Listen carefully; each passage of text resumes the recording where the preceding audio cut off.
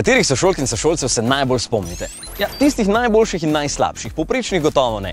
Pri avtih pa ni tako. Smo na naših primerjalnih testih že večkrat ugotovili, da preseneti ravno zlata sredina. In na to verjetno cilja ravno novi Kia Rio, ki je padel med hudo konkurenco Polota, Fieste, Corsa in Clia.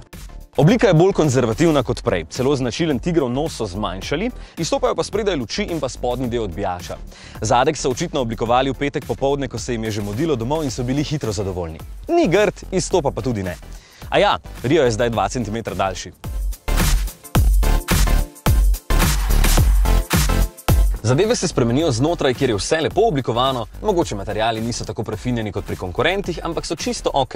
Izgubljena nadoknadi tale 7-palčni zaslon na dotik, ki je postavljen visoko in na preglednem mestu, na voljo pa je samo pri najbolje založenem paketu opreme EX Motion. Je zelo odziven in nekateri oblikovalci bi verjetno hoteli sem predstaviti še kontrolnike za prezračevanje, pa jih pri Kii k sreči niso. Postavljene so tukaj malce niže in so še bolj odzivne. Prostora je za avto tega segmenta dovolj, tudi odlagalnih mest, pogrešam samo sredinski naslon tamle spredaj, ki pa stane dodatnih 200 € in bi ga sam imel. Jasno je, da to ni nek avto visokega razreda, zato zadaj ni neomejeno prostora. Sploh, če bo spredaj sedel kakšen visok, bo tule za kolena hitro zmanjkalo prostora, za glave pa ga ne bo nikoli. Zadaj lahko po novem spravite 325 litrov prtljage in za vsakodnevno vožnjo bo to več kot dovolj.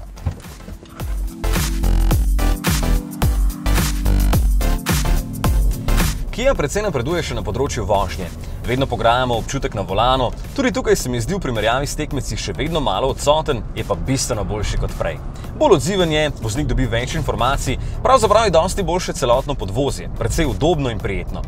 Če bi kakšno lepšo grbino še malo bolj elegantno prežvečil, bi rekel, da je avtomobil zelo udoben.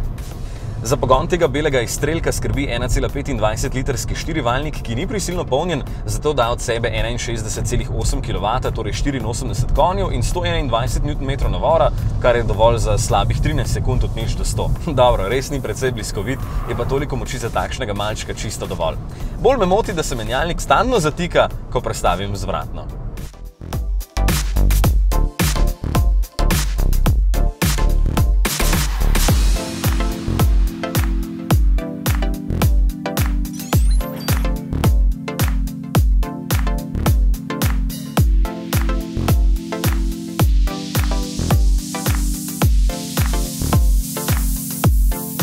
Za 13 560 €, če upoštevam 2 jurja popusta, je tole kar simpatičen malček, ki ima dovolj vrlin, da nanj ne boste prav hitro pozabili. Saj na sošolko, ki je z leti postala prava milfa, tudi niste, a ne?